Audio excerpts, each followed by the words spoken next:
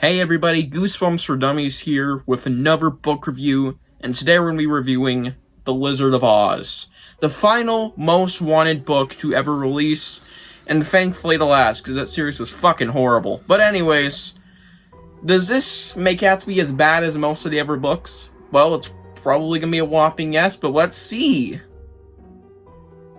Starting off with the blurb. The villains you want to have, the books you have to read. I don't know if I do that every book review for Most Wanted, but I did it for this one. Kate Lipton's family has some strange ideas. Her dad is convinced that their family should be running a farm for lizards. Who doesn't love lizards? The whole family takes a trip to Australia, mate, to find the most exciting and rare species. They return home with a mysterious egg. Sorry, I just changed the accents there. Kate can't wait for the egg to hatch. It feels like it's taking forever, probably because it is, you fat little bitch. But when it finally does, strange things start to happen. She can't help but notice certain changes around her house. Will Kate and her family be able to survive the Wizard of Oz? Yeah, this book ain't any better than any Most Wanteds. It's actually one of the weakest Most Wanteds out there, in my opinion. And it kind of sucks. It's more leaning to good than the other Most Wanteds they've reviewed so far. Specifically Shaggy, that one was really rough.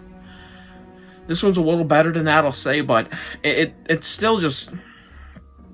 it's no better, like, at all, really. So yeah, the Most Wanted streak of horribleness continues, or at least midness, lives on throughout this book. Yeah, pretty sad. Enough rambling about how Most Wanted sucks ass, since it surely does. What do I love about this book, or at least like? Well, I don't know. There's body horror, and that's like the only thing I can think of at the top of my head. But there is some decent amount of body horror in here, like really gross stuff. Let's just say that your skin will go a little scaly. And kind of, it's got that snake skin-esque effect when snakes are about to shed their skin. Yeah, that's what your skin looks like throughout the book. It's very gross. It looks like you have a rash or something. Very nasty. And there's more body horror-related things, I believe, but off the top of my head, that one's a really big one. That was really creepy. Another thing I must mention is I kind of like the twist at the end of the book. I initially hated it. And I still mostly do, but I think there's some sort of darkness added on with that twist. Especially the final chapter. And it's sort of a little bit of revenge. It's kind of relieving to get revenge on the little prick. And it's also kind of funny. Kind of creepy, of course. Actually really dark. And very tense, I'd even say. And everything I kind of enjoyed about the book was the lizard stuff. Now, there are some things about the lizards that I do not like, but the actual Wizard of Oz, the scene where it actually comes out of the egg is pretty cool. It's not like this. It's really kind of just, it just kind of plops out. And it's not even the right time, but still. But I still kind of enjoyed it. I thought it was decently gross, disgusting, and the lizard does do a few bad things, but nothing, like, overall damaging, if you've read the book, of course. To the family, because there's already something pretty bad going on in this family, but doesn't involve this lizard at all. And yeah, that's actually it for upsides. Surprisingly, it does add a good amount, of course, and there's also the little upsides that are always in every single one of these books, minus a couple, so I'm slappy, specifically for this. Writing quality, you know, good here. It was decent as per usual, at least from memory. And it's just got, you know, decent writing.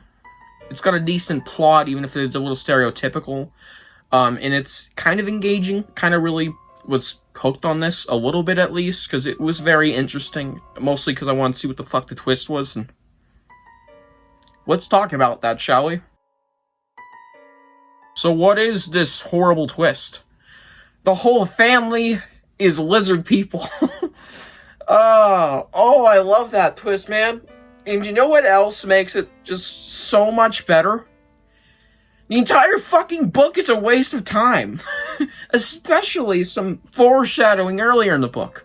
The little lady, who said, "Do not bring lizard home, lizard evil, Dr. Evil." She was hinting at this lizard being super insane.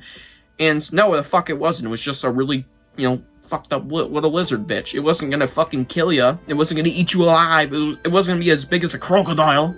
Like, damn, it's like a lizard with teeth. It's just a lizard that bites. That's basically it in the end. And yeah, it just kind of pisses me off that foreshadowing went nowhere, and we never even saw those characters again in the entire book. It was it. And honestly, the ending just kind of ruins the book. Even if it was kind of deriving from the stereotype trope, it included another stereotype where nothing really mattered before, and it also makes it worse with the added foreshadowing. And now it's completely recontextualized. Yeah, not to mention the villain, kind of. There are scenes in this book that had me dying of laughter, and more or less of cringe.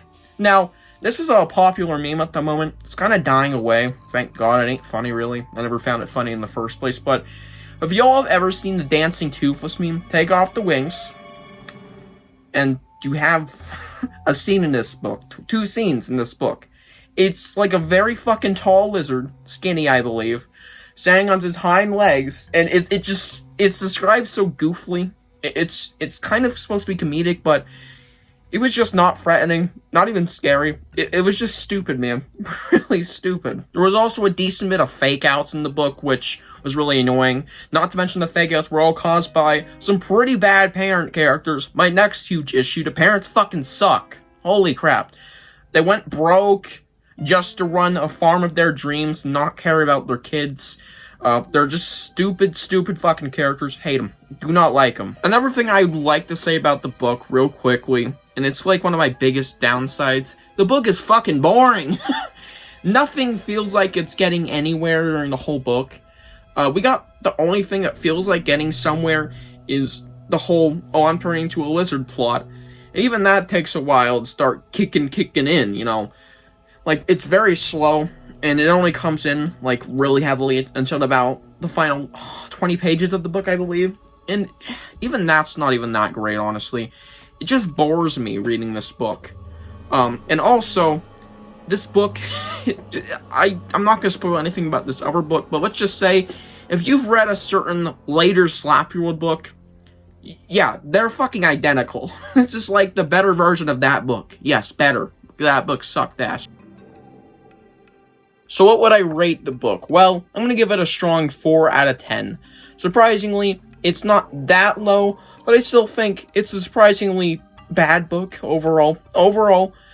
But it had some decent qualities to it with some good scenes, a little bit of body horror, and just being slightly interesting at best. And of course, good writing. All the other usual stuff in these Goosebumps books. And yeah, 4 out of 10. Might change it, might lower it at some point. Definitely not getting higher. Maybe. And yeah. That's it. Thank the Lord. Done talking about this piece of shit. For most part. And I hope you guys enjoyed this book review. Please let me know what you think of this book down below. And I'll see you guys in the next one. Bye.